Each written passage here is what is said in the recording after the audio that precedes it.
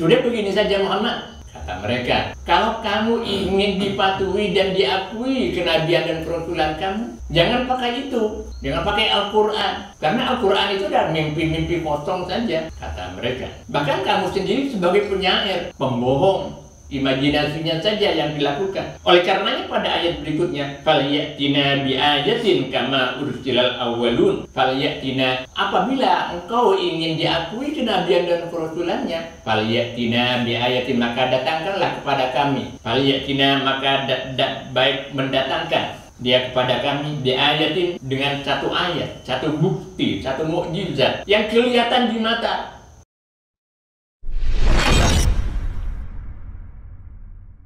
Bismillahirrahmanirrahim. Assalamualaikum warahmatullahi wabarakatuh.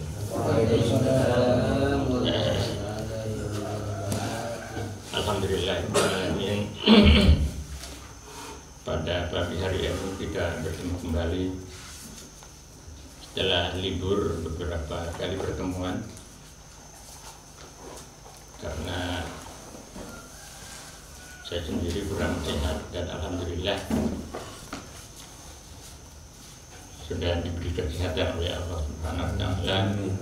Mudah-mudahan untuk waktu-waktu tertentu dalam hidup ini kita diberi kesehatan oleh Allah Subhanahu wa taala sehingga bisa beraktivitas untuk mempersiapkan diri menghadap Allah Subhanahu wa taala.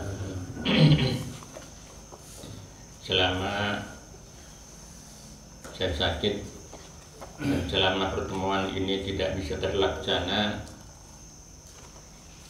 saya terngiang-ngiang dengan sabda Rasul Muhammad sallallahu alaihi wasallam, khairukum man ta'allama al-Qur'an wa 'allamahu.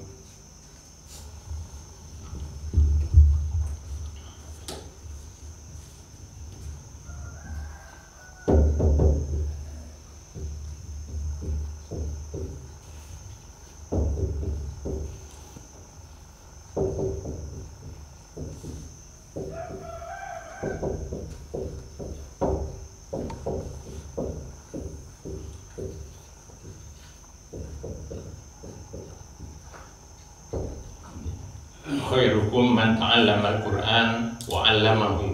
Sebaik-baik kamu, kata Nabi, ini hadisnya sahih. Sebaik-baik kamu adalah orang yang mengajarkan Al-Qur'an, yang belajar Al-Qur'an, ta'allama, belajar Al-Qur'an, wa 'allamahu, dan mengajarkannya.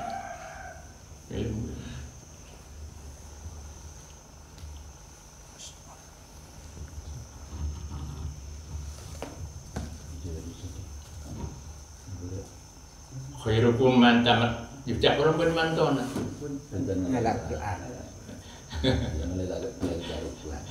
Ini ada kerajaan sambil dompet bertegak, menengah terlaluan.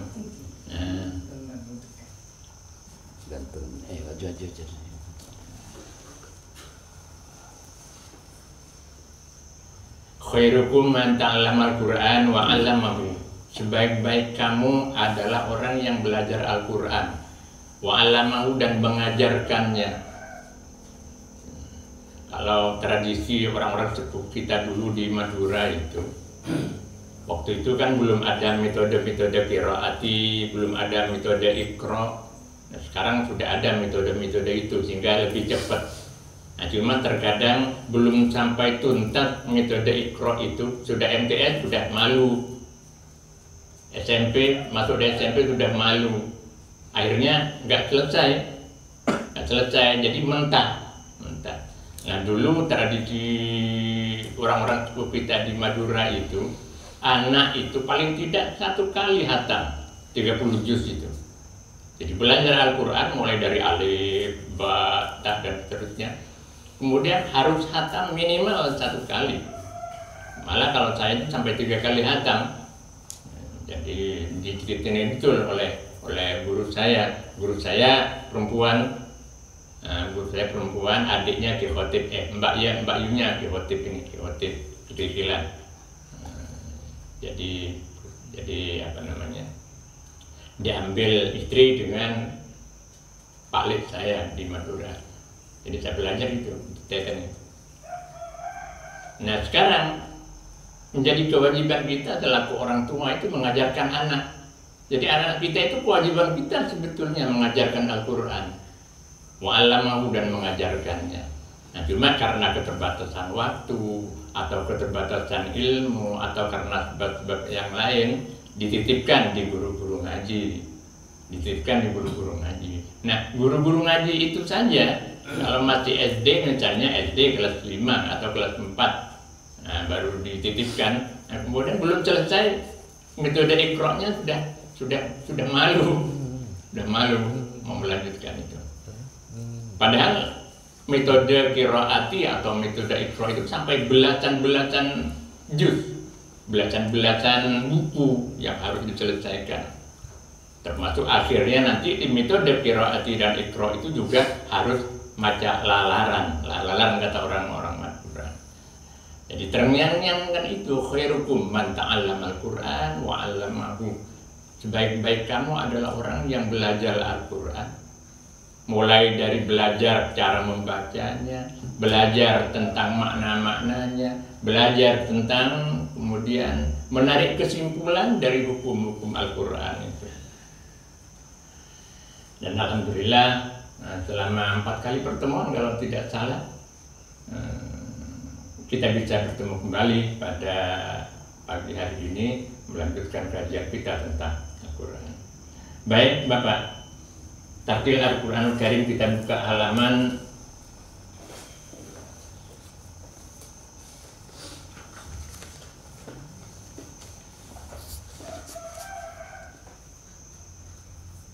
428, betul ya?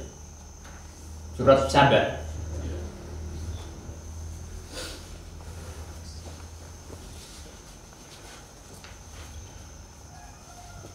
Surah Saba ayat 1 dan seterusnya. Kalau di sini halamannya 428.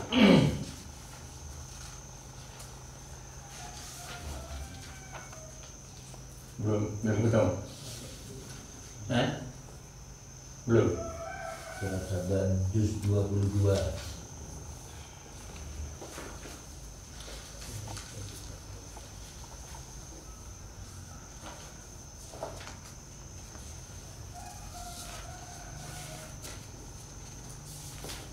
Lama itu berarti jadi agak hilang suami.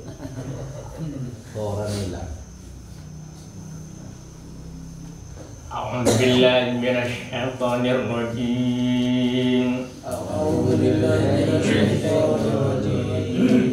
Bismillahirrahmanirrahim.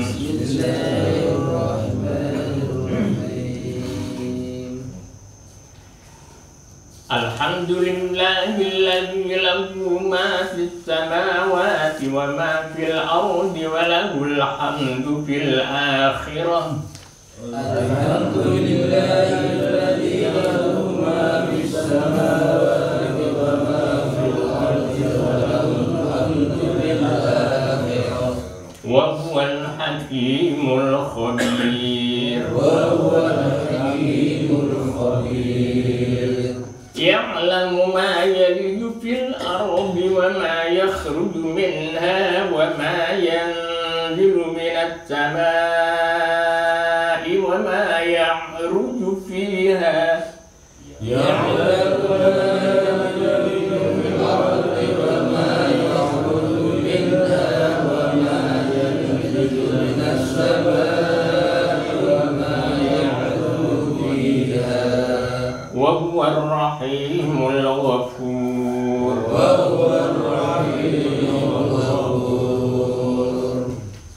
وقال الذين كفروا لا تأتينا الساعة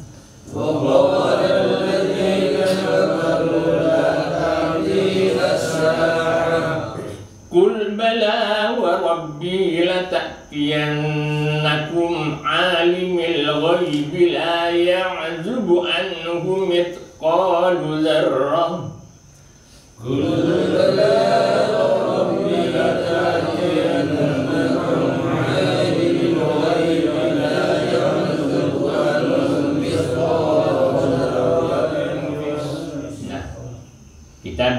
berhenti pada dzarratin, padahal di situ tidak ada tanda waqaf.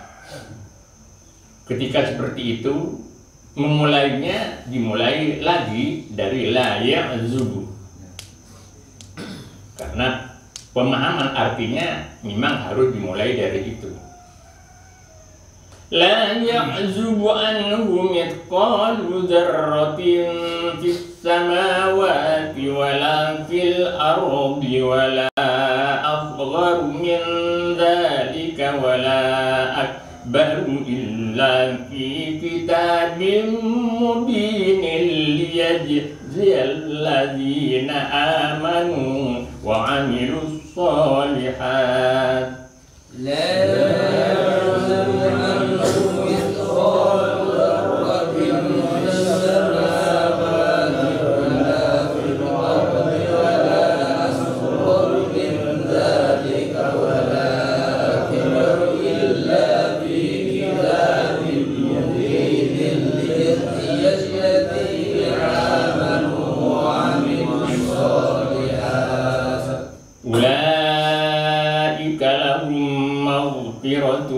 Wa rizqun karim.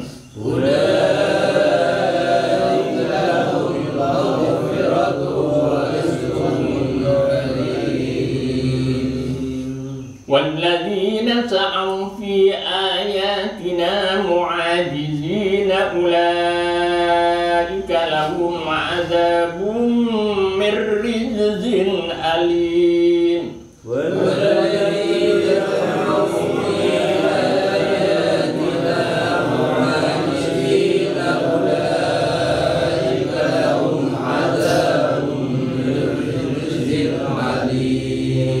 وَيَرَى الَّذِينَ أُوتُوا الْعِلْمَ الَّذِي أُنْزِلَ إِلَيْكَ مِنْ رَبِّكَ هُوَ الْحَقُّ وَيَهْدِي إِلَى صِرَاطِ الْعَزِيزِ الْحَمِيدِ.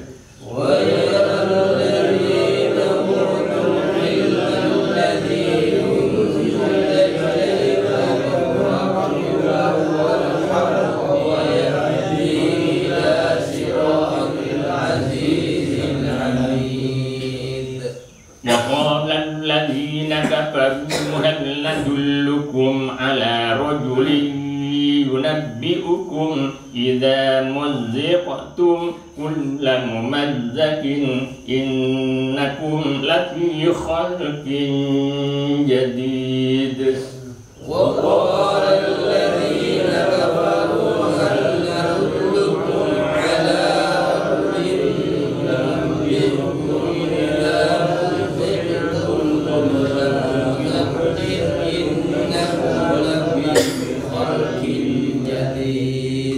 أفترى على الله كذبا أم به جنة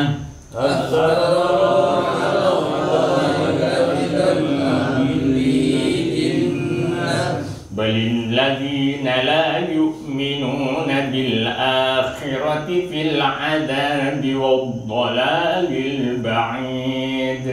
الذين لا يؤمنون بالآخرة في العذاب والضلال البعيد. أفلم يروا إلى ما بين أيديهم وما خلفهم من السماء والأرض أفلم يروا إلى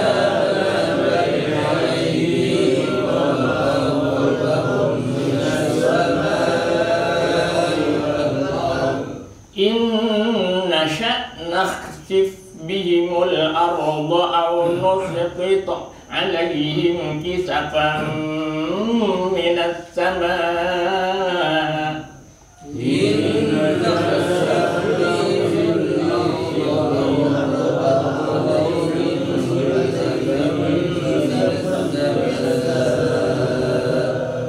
إن في ذلك لآية في ذلك لآية لكل عبد منيب. إن في ذلك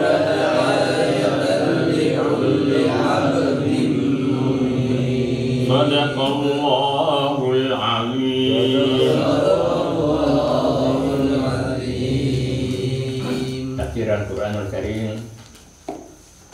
Kita buka surah Al-Anbiya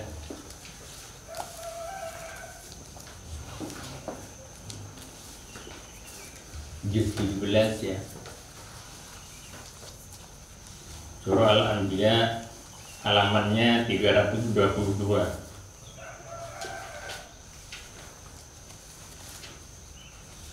Kajian pada pagi hari ini kita akan mulai dari ayat 4 surah Al-Anbiya. A'udzubillahi minasyaitonirrajim. Bismillahirrahmanirrahim. Alhamdulillahirabbil alamin. Wassalatu wassalamu ala asyrafil mursalin sayyidina Muhammad wa ala alihi wa sahbihi ajma'in. Amma ba'du. Fa inna afdhal hadithi kitabullah wa khairal hadi hadi Muhammadin sallallahu alaihi wasallam wa syarrul umuri muhdatsatuha wa kullu muhdatsatin bid'ah wa kullu bid'atin dhalalah wa kullu dhalalatin finnar. Belum ketemu. Juz 14.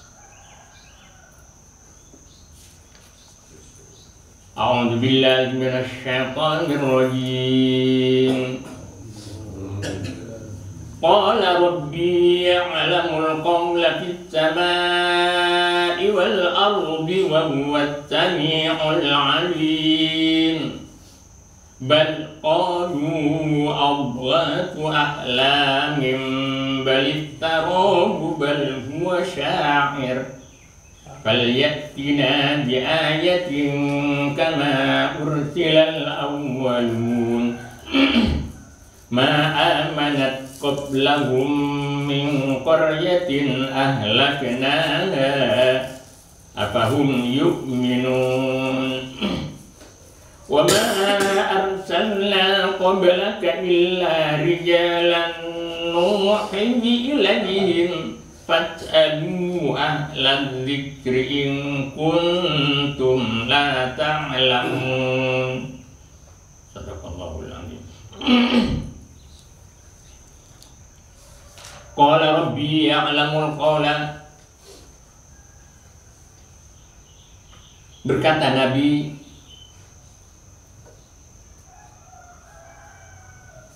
qala bersabda Nabi, sabdanya Rabbi ya'lamul qawla fis samaa'i wal ardh. Tuhanku, kata Nabi, ya'lamul qawla, maha mengetahui al-qawla kepada pembicaraan. Pembicaraan itu terjadi fis samaa'i, di langit, wal ardh, dan di bumi. Kenapa tiba-tiba Nabi bersabda seperti itu? Ini kaitannya dengan ayat-ayat sebelumnya, bahwa kaum musyrikin Mekah itu menggalang isu datang rumah, keluar rumah, kasak kusuk dan seterusnya untuk menyudutkan Nabi dan menyudutkan Al-Quran. Yang di dalam ayat sebelumnya disebut wa asarrun najwa, merahasiakan pembicaraan. Jadi datang ke satu rumah, keluar masuk rumah yang lain, kasak kusuk. Muhammad itu kan manusia biasa, sama dengan kita kan, makan, minum, ke pasar. Yang diinginkan orang musyrik Mekah itu kan tidak suka kalau Nabi dan Rasul itu dari manusia. Mau mereka itu adalah dari malaikat, Rasul dan Nabi itu. Padahal tidak pas kalau kemudian malaikat yang diangkat oleh Allah menjadi Nabi dan Rasul kepada kita. Jadi yang pas diangkat kepada kita untuk menggalang, untuk menciptakan kemakmuran di muka bumi ini, kalau Nabi dan Rasul itu dari jenis manusia. Pas dengan kita manusia, maka Nabi dan Rasul yang diutus oleh Allah kepada manusia adalah juga manusia. Kalau malaikat kan tidak tidur, tidak makan, tidak minum, tidak berzikir. Bagaimana bisa berbicara tentang kemakmuran bumi? Kalau malaikatnya sendiri nggak makan, malaikatnya sendiri tidak minum, dan seterusnya. Ini dapat. Jadi untuk menyudutkan Nabi dan menyudutkan Al-Quran, orang-orang musyrik Mekah, tokoh-tokohnya itu masuk rumah, keluar rumah, masuk lagi ke rumah, kasak kusuk. Ya sama seperti sekarang, datang rumah, kemudian membuat isu. Nah, apa yang diucapkan oleh tokoh-tokoh kaum musyrikin Mekah berupa kasak kusuk, kemudian menciptakan opini, menggalang opini masyarakat untuk menyudutkan Nabi dan menyudutkan Al-Quran. Nabi diberitahu oleh Allah Subhanahu wa Ta'ala. Nabi diberitahu, Muhammad, mereka tokoh-tokoh kaum musyrikin Mekah itu datang rumah, masuk rumah, keluar rumah, kasak kusuk, menggalang opini untuk menjudutkan kamu dan menjudutkan Al-Quran. Karena demikian, pada ayat yang keempat ini, qala, bersabda Rasul, setelah diberitahu oleh Allah Subhanahu wa Ta'ala. Apa yang diberitahukan oleh Allah Subhanahu wa Ta'ala kepada Nabi? Rabbi ya'lamul qawla fis samaa'i wal ardh. Rabbi, Tuhanku, ya'lamu, yaitu maha mengetahui, al-qawla, kepada pembicaraan, fis samaa'i, pembicaraan itu terjadi di langit, wal ardi, maupun di bumi. Wa huwas sami'ul alim. Jadi apa yang mereka inginkan merahasiakan pembicaraan itu dengan kata kusuk untuk menciptakan opini dan sebagainya, diketahui betul oleh Allah Subhanahu wa Ta'ala, dan itu disampaikan kepada Nabi Muhammad. Mereka mengadakan gerakan-gerakan seperti ini, mengadakan gerakan-gerakan untuk menggalang opini, menjudutkan kamu dan menjudutkan Al-Quran.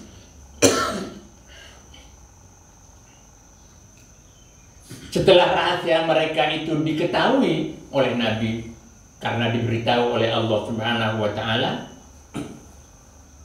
mereka secara bertahap menuduh Nabi, bal qalu al-ghatu ahlam, bal qalu, bahkan qalu, berkata mereka orang-orang musyrik Mekah, al-ghatu ahlam, al-ghatu ahlam, dilutun asalnya. Dilutun itu dalam bahasa asalnya adalah himpunan dari beberapa dahan atau ranting yang sudah tua, sudah lapuk. Karena demikian, himpunan daripada dahan dan ranting yang sudah lapuk itu tidak bermanfaat apa-apa. Tidak bermanfaat apa-apa. Nah, kemudian di dalam ayat ini dipergunakan untuk menyebut ahlam, mimpi. Bahkan berkata mereka orang-orang musyrik Mekah itu, al-ghatu ahlamin, apa yang disampaikan Muhammad itu tidak lain hanya mimpi kosong, tidak ada takbirnya. Mimpi satu kemudian digabung dengan mimpi yang lain, yang kemudian kalau kacau, tidak bisa dicari takbirnya. Kalau kita mimpi, misalnya kita bermimpi, itu kan ada takbirnya, takbir mimpi. Di antara nabi yang 25 itu yang paling mahir mentakbirkan mimpi itu Nabi Yusuf. Nabi Yusuf itu memang diberi keistimewaan oleh Allah untuk mentakbirkan mimpi. Nah, ketika dihukum di Mesir, Nabi Yusuf kan sudah kita bicarakan dalam surah Yusuf. Setelah dicemplungkan ke sumur, kemudian diangkat, diambil oleh rombongan pedagang dari Syam ke Mesir, dan kemudian dijual di Mesir, dan kemudian dipelihara di kerajaan Mesir kuno dulu. Kemudian terjadi fitnah, kemudian Nabi Yusuf dihukum, dimasukkan penjara. Nah, di dalam penjara itu ada 2 pegawai keraton kerajaan yang juga dihukum. Ketemu di situ dengan 2 orang karyawan kerajaan, pegawai kerajaan itu. Yang 2 orang ini menuturkan mimpi pada Nabi Yusuf. Saya bermimpi begini. Saya bermimpi begini satunya. Ada yang satu memimpi di atas kepalanya ini nyonggi bahasa Jawanya. Nyonggi roti, kemudian rotinya itu dimakan burung. Nah, untuk yang ini Nabi Yusuf mentakbirkan mimpi itu kamu akan dihukum mati oleh raja. Nah, kemudian yang satunya lagi menyampaikan mimpinya kepada Nabi Yusuf, memeras anggur. Nah, yang kamu tetap setelah keluar dari tahanan ini akan tetap diangkat menjadi pegawai kerajaan. Ini Nabi Yusuf ahli betul dalam mentakbir mimpi, karena memang diberi keistimewaan oleh Allah. Nah, mimpi-mimpi yang benar itu di dalam Al-Quran, kata yang dipergunakan ru'ya. Jadi mimpi yang benar. Kalau ahlam itu mimpi-mimpi lamunan yang tidak ada takbirnya di situ. Ini penggunaan bahasa Arab, jadi hilmun atau hulmun, jamaknya ahlamun, itu mimpi.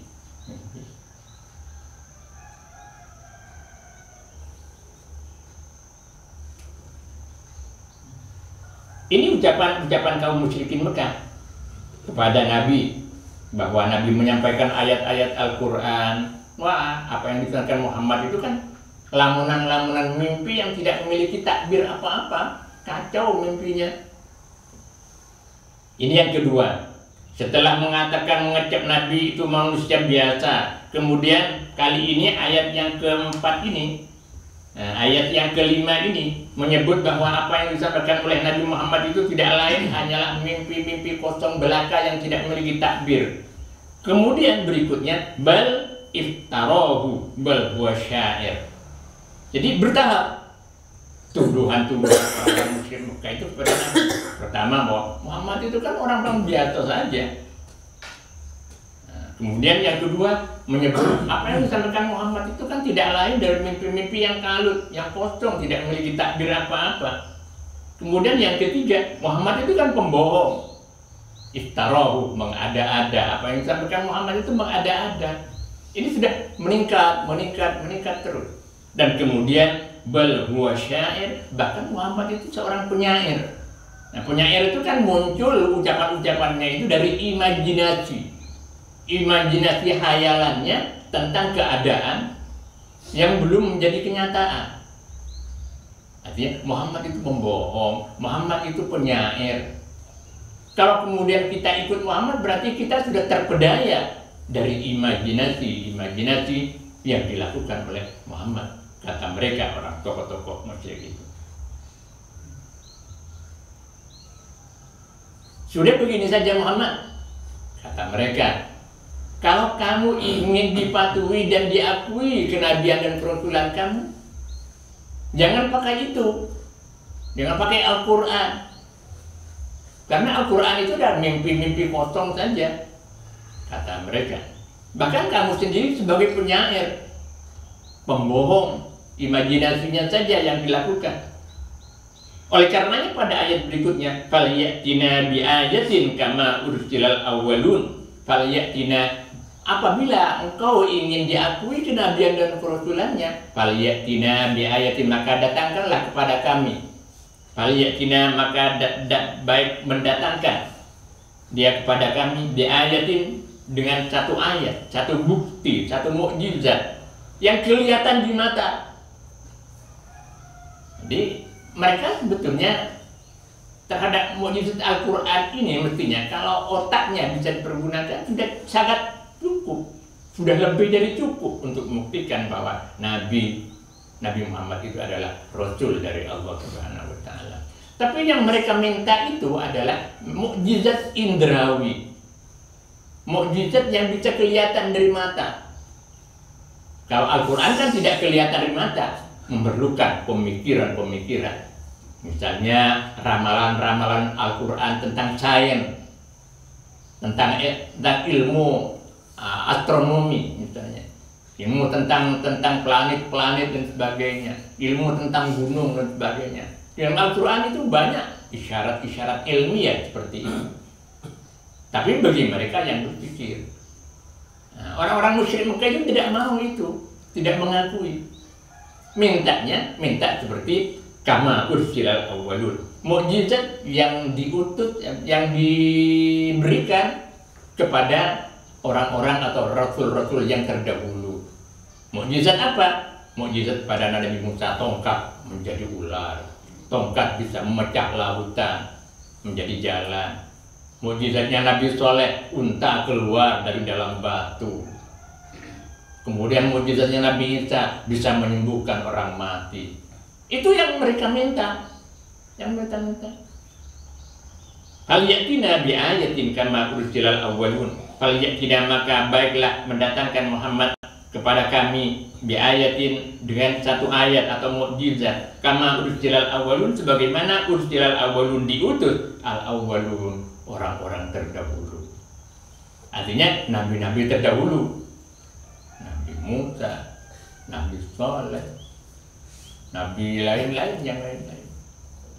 Itu yang mereka minta. Apa jawab Allah Subhanahu wa taala? Di dalam ayat ke-6, ma amanat qablahum min qaryatin ahlaknaha. Ma amanat, tidak pernah beriman qablahum, sebelum mereka, orang-orang musyrik Mekah itu. Siapa yang tidak pernah beriman? Min qaryatin, penduduk dari satu negeri pun.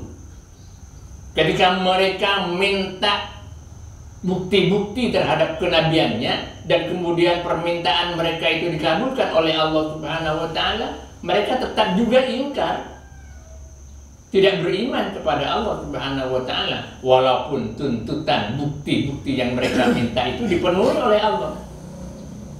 Misalnya kaumnya Nabi Isa itu minta kepada Nabi Isa supaya memohonkan kepada Allah agar supaya turun hidangan dari langit. Lauk pauk yang enak-enak turun dari langit. Setelah dikabulkan oleh Allah Subhanahu wa taala, mereka tidak beriman. Mereka tidak beriman. Dan begitu juga kaumnya Nabi Soleh. Kaumnya Nabi Soleh minta macam-macam. Akhirnya kaumnya Nabi Soleh itu kan pelukis, pintar lukis, ahli lukis. Sehingga untuk mengalahkan keahlian mereka itu, Allah mengeluarkan unta dari dalam batu. Dalam batu. Cuma diwanti-wanti oleh Allah, awas, unta ini dipelihara baik-baik, jangan sampai dibunuh. Tapi kemudian disembelih, dibunuh. Nah, karena demikian itu mereka tidak beriman. Walaupun permintaan bukti-bukti tentang kenabian Rasul-Rasul terdahulu itu dikabulkan oleh Allah, mereka tetap tidak mau beriman. Lanjutan ayat ini, afahum yu'minun, apakah mereka orang-orang musyrik Mekah itu akan beriman kalau permintaannya itu dikabulkan? Misalnya Nabi Muhammad diberi keistimewaan untuk memecah laut. Padahal sebetulnya ada mukjizat kauniyah, mukjizat yang sifatnya alam dan bisa dilihat dengan mata. Misalnya dari jari-jari Rasulullah itu bisa keluar air. Misalnya lagi Rasulullah Shallallahu Alaihi Wasallam memecah bulan menjadi dua. Misalnya lagi pohon-pohon kalau dipanggil Rasulullah datang. Itu mukjizat kauniyah, tapi itu kecil sekali dibanding dengan mukjizat Al-Quran. Kecil sekali. Artinya untuk masa kenabian dan kerasulan Nabi Muhammad sudah bukan tempatnya mukjizat-mukjizat indrawi itu. Kenapa? Karena umat Nabi Muhammad itu adalah umat yang terbaik. Cara berpikirnya sudah mulai, logikanya sudah mulai bagus. Beda dengan umat-umat terdahulu. Artinya umat Nabi Muhammad itu lebih mengedepankan cara berpikir logis, sains, keilmuan dan sebagainya. Sehingga mukjizat yang diturunkan kepada umat Nabi Muhammad bukan lagi yang sifatnya indrawi, tapi yang sifatnya logika dan cara berpikir, yaitu Al-Quran. Itulah Bapak. Ma'amanat qablahum min qaryatin ahlaknaha, karena tuntutan mereka telah dipenuhi oleh Allah Subhanahu wa taala tetap saja tidak beriman, fa ahlaknaha, maka kami membinasakan kepada umat-umat terdahulu itu.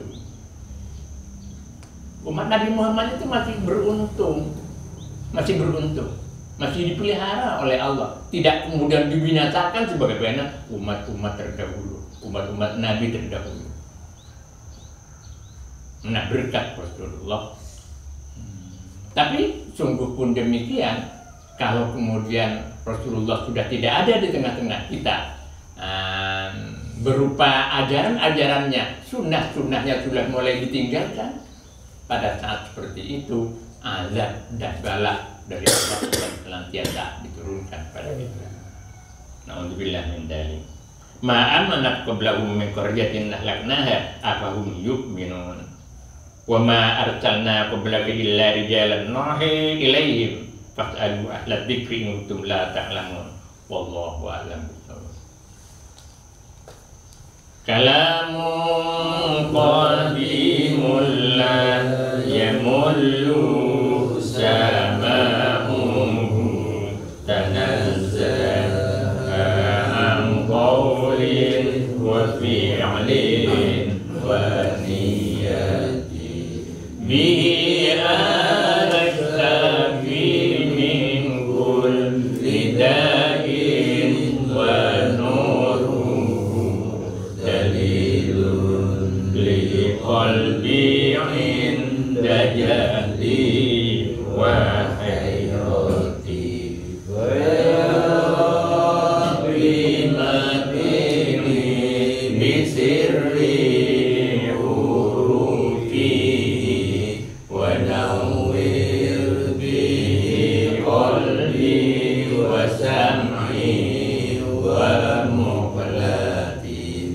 wa salli wa sallim ya ilahi ala nabi wa ali wa ashabi bi'idhnil tuhani wa ya rabbi manni ilman wa hikmatan bi jahin nabi wa